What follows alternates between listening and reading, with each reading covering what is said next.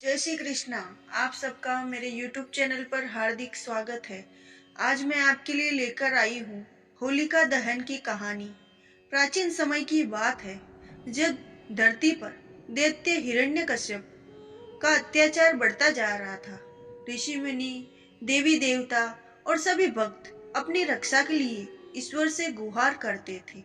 धरती पर पाप बढ़ रहा था और सकारात्मकता, ईश्वर भक्ति और सदाचार का नाश हो रहा था। वैसे तो हिरण्यकश्यप एक दैत्य था, पर इस दैत्य की पत्नी कयाधु ने गर्भावस्था के दौरान एक ऋषि के आश्रम में निवास किया था, जिसकी पवित्रता से कयाधु का पुत्र एक सदाचारी, सत्कर्म करने वाला था, ईश्वर भक्त बालक के रूप में जन्मा और उस बालक का नाम रखा गया प्रहलाद। अच्छी संगति और ज्ञान के कारण प्रहलाद में ईश्वर की भक्ति व सदाचार की भावनाएं उत्पन्न हुई और उम्र में साथ भगवान विष्णु के प्रति उसकी भक्ति भी बढ़ने लगी।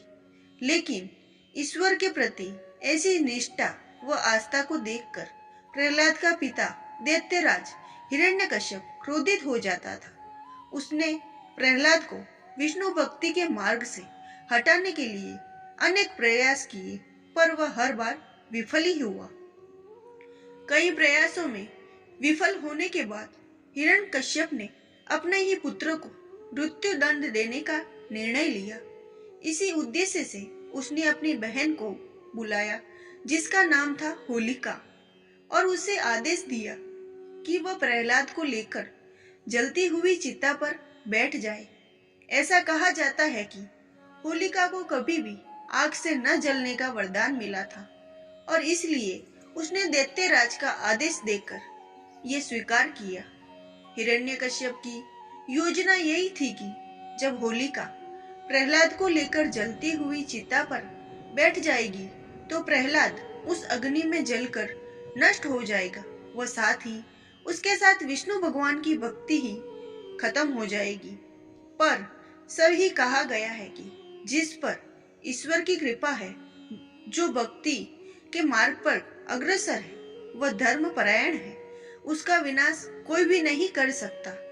इसी विश्वास के साथ प्रहलाद ओम नमो भगवते वासुदेवाय नमः मंत्र का जाप करते हुए होलिका के साथ जलती हुई चिता में बैठ गया। एक तरफ हिरण्यकश्यप इस बात से मन ही मन खुश हो रहा था कि अब भगवान विष्णु की भक्ति व उनके भक्त दोनों का विनाश हो जाएगा, और वहीं दूसरी तरफ प्रहलाद के मन में ईश्वर भक्ति व श्रद्धा थी, जिसकी वजह से आग की तेज लपटों में जलकर खुद होलिका भस्म हो गई। परंतु प्रहलाद को कोई भी हानि नहीं हुई और वह उस आग से बचकर बाहर आ गया। ईश्वर की असीम कृपा, प्रहलाद की सच्ची निष्ठा व भक्ति ने इस चमत्कार को साकार किया। ऐसा माना जाता है कि तब से होलिका दहन की प्रथा शुरू हुई और बुराई पर अच्छाई की जीत का उत्सव मनाने लगा।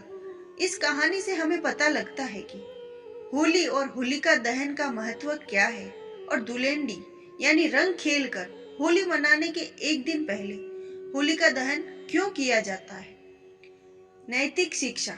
प्रहलाद की इस कहानी से यह शिक्षा मिलती है कि धर्म, ईश्वर भक्ति व सदाचार के आगे कोई भी बुराई ज्यादा देर नहीं टिक पाती है। इसीलिए हमें हमेशा सदाचार व सद्बुद्धि का अनुसरण करना चाहिए और ईश्वर पर विश्वास रखना चाहिए।